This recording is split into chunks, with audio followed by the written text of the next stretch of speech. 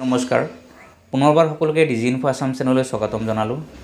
আজি আপোনালোকৰ কাৰণে এই ভিডিঅ'টো মোষ্ট ইম্পৰ্টেণ্ট ভিডিঅ' হয়, কাৰণ আপোনালোকে যদি বসুন্ধৰা 3.0 যদি আপোনালোকৰ একচনা মাটি আছে বা চৰকাৰী মাটি আছে বা তজি মাটি আছে, তাৰ কাৰণে যদি আপোনালোকে মেডিপট্টাৰ কাৰণে আবেদন কৰিব বিচাৰি আছে, তেতিয়াহ'লে আপোনালোকৰ ভূমিপুত্ৰ চাৰ্টিফিকেট যদি আছে, তেতিয়াহ'লে ভূমিপুত্ৰ চাৰ্টিফিকেট আপোনালোকে দিব লাগে। যদি আপোনালোকৰ ভূমিপুত্ৰ চাৰ্টিফিকেট বা কাষ্ট চাৰ্টিফিকেট আছে, তেতিয়াহ'লে আপোনালোকে যদি আবেদন কৰে, তেতিয়াহ'লে আপোনালোকে সেইটো এপ্লিকেশ্যন কেতিয়াও ৰিজেক্ট নহয়। আজি আপোনালোকক এই ভিডিঅ'ৰ জৰিয়তে আপোনালোকক সম্পূৰ্ণখিনি জনাম যে আপোনালোকৰ এই ভূমিপুত্ৰ চাৰ্টিফিকেট বা কাষ্ট চাৰ্টিফিকেট আপোনালোকে কেনেদৰে বনাব পাৰিব, আপোনালোকৰ কি ডকুমেণ্টছ লাগিব, সম্পূৰ্ণখিনি তথ্য আপোনালোকক দিম, সম্পূৰ্ণখিনি আপোনালোকক দেখুৱাম, যাতে আপোনালোকে অতি সহজে এতিয়ালৈকে যদি বনোৱা নাই তেতিয়াহ'লে যাতে আপোনালোকে বনাব পাৰে। গতিকে আপোনালোকে এই সকলোখিনি জানিবলৈ ভিডিঅ'টো আপোনালোকে সম্পূৰ্ণখিনি চাব। তাৰ লগতে যদি আপোনালোকে নতুনকৈ চাই আছে, তেতিয়াহ'লে চেনেলটো ছাবস্ক্ৰাইব কৰি ভিডিঅ'টো লাইক আৰু এটা শ্বেয়াৰ কৰি দিব। এতিয়া চাওক, ভূমিপুত্ৰ চাৰ্টিফিকেট বা কাষ্ট চাৰ্টিফিকেট দুটা একেটাই। যদি আপোনালোকে আবেদন কৰা নাই, তেতিয়াহ'লে আপোনালোকে অতি সহজে আবেদন কৰিবলৈ যিটো সেৱা সেতু পৰ্টেল আছে, আপোনালোকে সেৱা সেতু পৰ্টেলত আপোনালোকে আবেদন কৰিব পাৰে, বা আপোনালোকে ই ডিষ্ট্ৰিক্ট যদি আছে, আপোনালোকে ই ডিষ্ট্ৰিক্টতো গৈ আবেদন কৰিব পাৰে।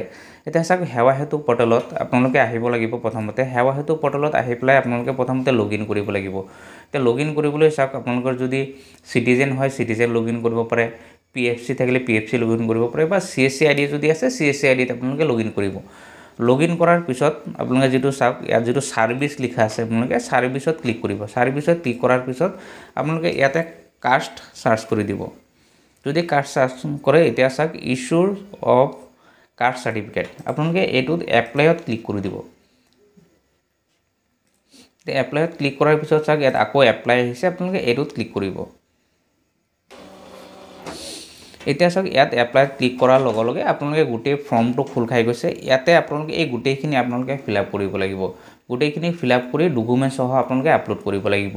ঠিক এইদৰে আপোনালোকে যিটো সেৱা সেতু পৰ্টেলত যিটো যেনেদৰে লগইন কৰিছে, সেইদৰে আপোনালোকে যদি ই ডিষ্ট্ৰিক্ট আছে, ই ডিষ্ট্ৰিক্টতো আপোনালোকে অতি সহজে, ইয়াতকৈ আৰু সহজে আপোনালোকে ইয়াত আবেদন কৰিব পাৰে। চাওক, মই ই ডিষ্ট্ৰিক্টতো আপোনালোকে দেখুৱাই দি আছোঁ। চাওক, এইটো ই ডিষ্ট্ৰিক্ট। ই ডিষ্ট্ৰিক্টত আপোনালোকে ইয়াতে যদি কাষ্ট চাৰ্চ কৰে, চাওক কাষ্ট চাৰ্টিফিকেট আহি গৈছে। ইয়াতে আপোনালোকে ক্লিক কৰিব, গ'ত ক্লিক কৰি দিব। কৰাৰ লগে লগে চাওক, কাষ্ট চাৰ্টিফিকেট অনলাইন লিখা আছে, আপোনালোকে এইটো অনলাইনত ক্লিক কৰি দিব। অনলাইনত ক্লিক কৰাৰ পিছত যিটো ছাবমিট অনলাইন আছে, ছাবমিট অনলাইনত ক্লিক কৰিব। কৰাৰ পিছত এই পেজটো খোল খাই যাব। আপোনালোকে ইয়াতে সম্পূৰ্ণখিনি আপোনালোকে ফিল আপ কৰিব লাগিব।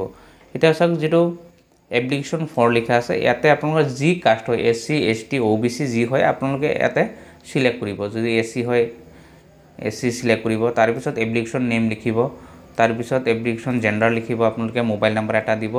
পান নম্বৰ যদি আছে আপুনি দিব পাৰে, নিদিলেও নাই। ইমেইল ID যদি দিব বিচাৰে দিব পাৰে। যদি ভোটাৰ ID আছে, এপিক নাম্বাৰটো যদি দিব বিচাৰে দিব পাৰে। ডেট অফ বাৰ্থটো দিব।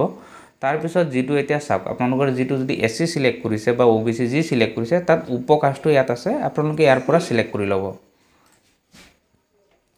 চিলেক্ট কৰাৰ পিছত এতিয়া চাওক, যিটো ছাবকাষ্ট হয়, আপোনালোকে ছাবকাষ্টটো চিলেক্ট কৰিব। তাৰপিছত যিটো ফাদাৰ মাদাৰ নেম আছে, আপোনালোকে এইটো চিলেক্ট কৰিব। তাৰপিছত যিটো এড্ৰেছ আছে, আপোনালোকে ইয়াতে এড্ৰেছ আপোনালোকে প্লেচটো লিখিব। ছেকেণ্ড লাইনত আপোনালোকৰ পোষ্ট অফিচটো লিখিব। তাৰপিছত যিটো ষ্টেট আছে, ষ্টেট চিলেক্ট হৈ আছে। তাৰপিছত আপোনাৰ যিটো ডিষ্ট্ৰিক্ট হয়, ডিষ্ট্ৰিক্টটো আপোনালোকে চিলেক্ট কৰিব।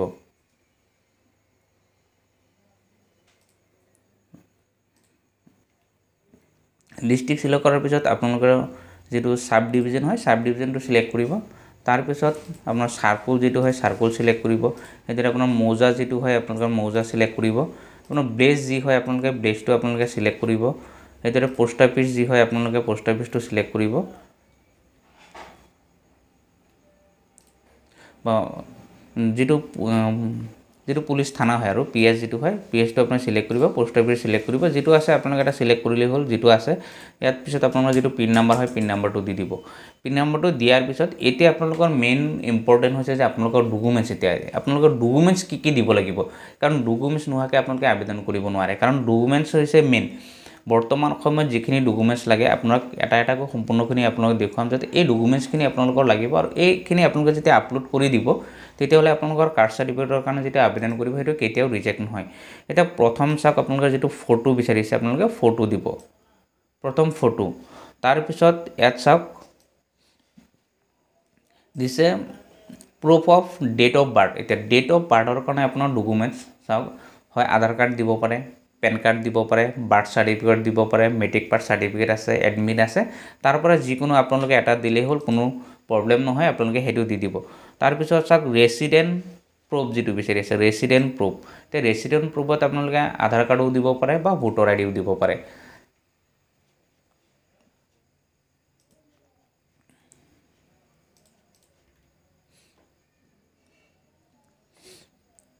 তাৰপিছত ইয়াত চাওক আপোনালোকে আৰু এটা চাব, যিটো হৈছে চাওক কাষ্ট চাৰ্টিফিকেট অফ ফাদাৰ।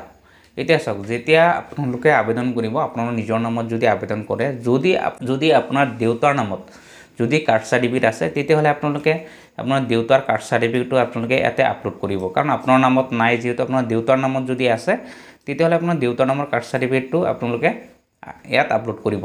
কিন্তু এটা কথা কি হৈছে, যদি আপোনাৰ দেউতাৰ নামত যদি কাষ্ট চাৰ্টিফিকেট নাথাকে, তেতিয়াহ'লে আপোনাৰ দেউতাৰ ফালৰ পৰা, যেনেকৈ আপোনাৰ দেউতাৰ ভাই ককায়েক আছে, আপোনাৰ ককা দেউতা আছে, তেনেকুৱা যদি কাৰোবাৰো আছে, সেইটোও আপোনালোকে ইয়াতে আপলোড কৰি দিব পাৰে।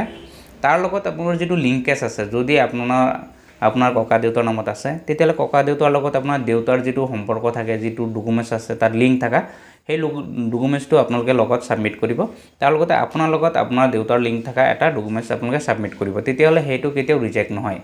তাৰপিছত চাওক ইয়াত যিটো বিচাৰিছে ৰিকমেণ্ডেশ্যন ফৰ্ম এটা, ৰিকমেণ্ডেশ্যন কোনটো হৈছে চাওক, যদি আপোনালোকে SC ST OBC হয়, তো SC ST OBCৰ কাৰণে আপোনালোকে এটা ৰিকমেণ্ডেশ্যন আনিব পাৰে, যিটো SC ST বা OBCৰ যিটো অফিচ আছে তেওঁলোকৰ পৰা এটা আপোনালোকে লিখাই আনিব পাৰে পেইডত, যে আপোনালোকে এইটো কাষ্টৰ মানুহ হয়।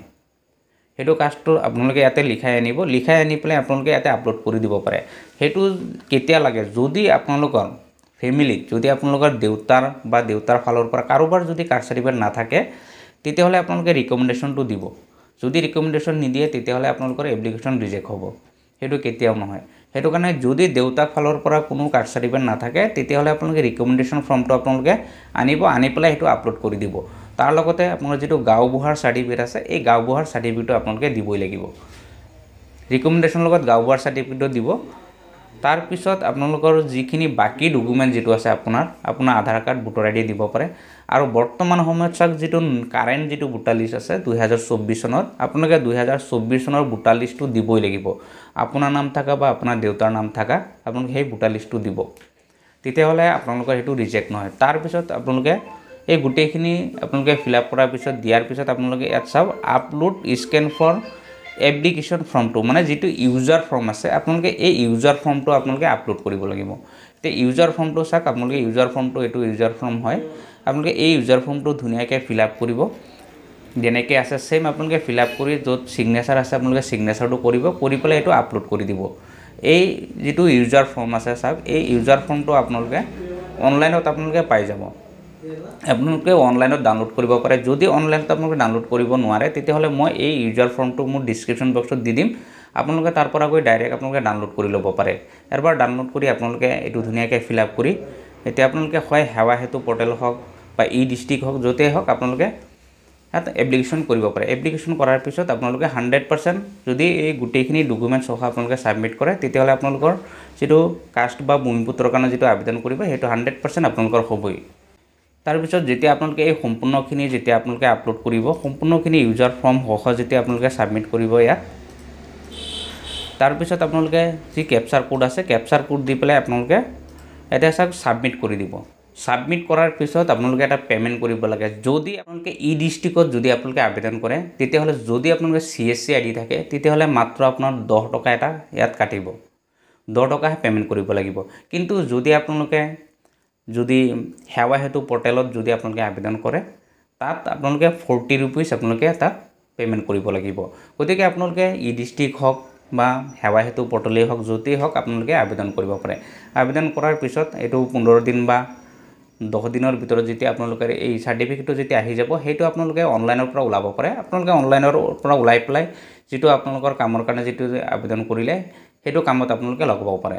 এতিয়া চাওক বসুন্ধৰা 3.0ৰ কাৰণে যিটো ভূমিপুত্ৰ চাৰ্টিফিকেট বিচাৰিছে বা কাষ্ট চাৰ্টিফিকেট, সেইটো আপোনালোকে যেতিয়া ওলাই যাব, সেইটো আপোনালোকে দিব, তেতিয়াহ'লে আপোনালোকৰ 100% আৰু সেইটো এপ্লিকেশ্যন কেতিয়াও ৰিজেক্ট নহয়।